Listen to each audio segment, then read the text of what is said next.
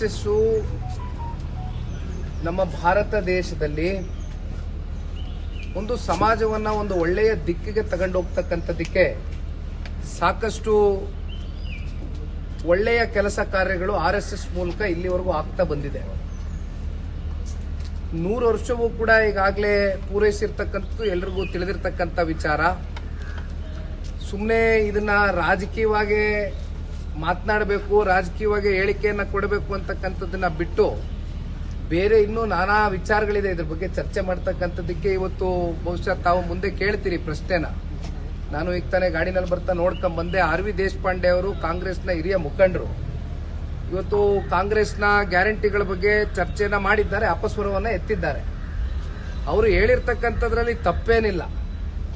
ಬಹುಶಃ ಅವರು ಇವತ್ತು ಯಾವ ರೀತಿ ರಾಜ್ಯ ಸರ್ಕಾರ ನಡೀತಾ ಇದೆ ಅಂತಕ್ಕಂಥದ್ರ ಬಗ್ಗೆ ಒಂದು ವಾಸ್ತವಾಂಶವನ್ನ ಇವತ್ತು ರಾಜ್ಯದ ಜನತೆ ಮುಂದೆ ಇಟ್ಟಿದ್ದಾರೆ. ಮಾತೆತ್ತಿದ್ರೆ ಕಳೆದ ಬಾರಿಯೂ ಕೂಡ ನಾವು ನೋಡಿದ್ದೇವೆ, ರಾಜ್ಯದ ಗೌರವಾನ್ವಿತ ಮುಖ್ಯಮಂತ್ರಿಗಳು 4.5 ಲಕ್ಷ ದೊಡ್ಡ ಗಾತ್ರದ ಬಜೆಟ್ ಅನ್ನ ಕೊಟ್ಟಿದ್ದೇವೆ ಅಂತಕ್ಕಂಥದ್ದು ಹೇಳ್ತಾರೆ. ಅದರಲ್ಲಿ ವರ್ಷಕ್ಕೆ 55,000 ಕೋಟಿನೋ 60,000 ಕೋಟಿನೋ ಇವತ್ತು ಗ್ಯಾರಂಟಿಗಳಿಗೆ ಅದು ಕೂಡ ಮೀಸಲಿಟ್ಟಿದ್ದೇವೆ ಅಂತಕ್ಕಂಥದ್ದು ಹೇಳ್ತಾರೆ. ಆದ್ರೆ ಇಲ್ಲಿವರೆಗೂ ಒಂದ್ ಕಡೆ ಗ್ಯಾರಂಟಿಗಳು ಪ್ರತಿ ತಿಂಗಳು ಕೊಡ್ತೀನಿ ಅಂದಿದ್ರು, ಅದು ಕೂಡ ಸಮರ್ಪಕವಾಗಿ ಕೊಡ್ಲಿಕ್ಕಾಗಿಲ್ಲ. ಮತ್ತೊಂದು ಕಡೆ ಅಭಿವೃದ್ಧಿ ಅಂತಕ್ಕಂಥದ್ದು ಬಹುಶಃ ಸಂಪೂರ್ಣವಾಗಿ ಶೂನ್ಯ ಆಗಿದೆ. ಅಭಿವೃದ್ಧಿ ಅಂತಕ್ಕಂಥದ್ದು ಕುಂಠಿತಗೊಂಡಿದೆ ಅಂತಕ್ಕಂಥದ್ರ ಬಗ್ಗೆ RV ದೇಶಪಾಂಡೆ ಅವರು ಅವರ ಹೇಳಿಕೆ ಮೂಲಕ ಮತ್ತೆ ಪುನರುಚ್ಚರಿಸಿದ್ದಾರೆ. ಅಂದ್ರೆ ಸರ್ಕಾರದಲ್ಲಿ ಆಡಳಿತ ಪಕ್ಷದಲ್ಲಿ ಇರ್ತಕ್ಕಂಥ ಅನುಭವಿಗಳು ಮಾತನಾಡ್ತಾ ಇರ್ತಕ್ಕಂಥದ್ದು. ಅವರೇನು ಹಿರಿಯ ಮುಖಂಡರು, ಅವರೇನು ನಿನ್ನೆ ಮೊನ್ನೆ ಬಂದು ಶಾಸಕರಾಗಿರ್ತಕ್ಕಂಥವ್ರಲ್ಲ. ಅವರು ಆ ರೀತಿ ಹೇಳ್ತಾರೆ ಅಂತಕ್ಕಂಥದ್ದಾದ್ರೆ ಸರ್ಕಾರ ಯಾವ ಪರಿಸ್ಥಿತಿಯಲ್ಲಿ ಆಡಳಿತವನ್ನ ನಮ್ಮ ಕರ್ನಾಟಕ ರಾಜ್ಯದಲ್ಲಿ ನಡೆಸ್ತಾ ಇದ್ದಾರೆ ಅಂತಕ್ಕಂಥದ್ದು ಬಹುಶಃ ಅವ್ರ ಹೇಳಿಕೆ ಮೂಲಕ ನಾವೆಲ್ಲರೂ ಕೂಡ ತಿಳ್ಕೊಳ್ಬೇಕಾಗ್ತದೆ.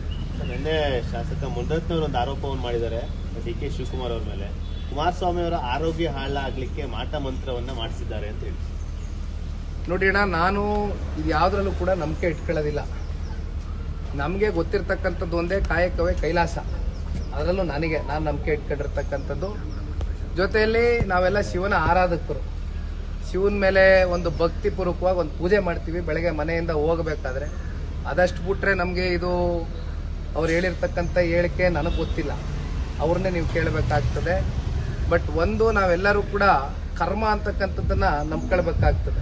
ಕರ್ಮ ಅಂದ್ರೆ ನಮಗೂ ಗೊತ್ತು, ನಿಮಗೂ ಗೊತ್ತು. ಇವತ್ತು ನಾವೇನು ಮಾಡ್ತೀವಿ ಅದು ವಾಪಸ್ಸು ನಮ್ಗೆ ಅದು ಒಳ್ಳೆ ರೀತಿಯಲ್ಲಿ ಬೇಕಾದ್ರೂ ನಮಗೆ ಅನುಕೂಲವೂ ಆಗಬಹುದು, ಅಥವಾ ನಾವು ಮಾಡಿರ್ತಕ್ಕಂಥ ಕರ್ಮ ನಮಗೆ ವಾಪಸ್ಸು ಬಂದು ಕಾಡ್ಬೋದು. ಅದು ಏನು ನಾವೇನು ಮುಂದಿನ ಜನ್ಮ ಅವು ಇವೆಲ್ಲ ಮಾತಾಡ್ತೀವಲ್ಲ, ಅದೆಲ್ಲೂ ಈಗ ನೀವು ಬ್ಲ್ಯಾಕ್ ಮ್ಯಾಜಿಕ್ ಏನೇನು ಅಂದ್ರಲ್ಲ, ನನಗೆ ಸತ್ಯವಾಗ್ಲೂ ಗೊತ್ತಿಲ್ಲಣ್ಣ ಇವೆಲ್ಲ.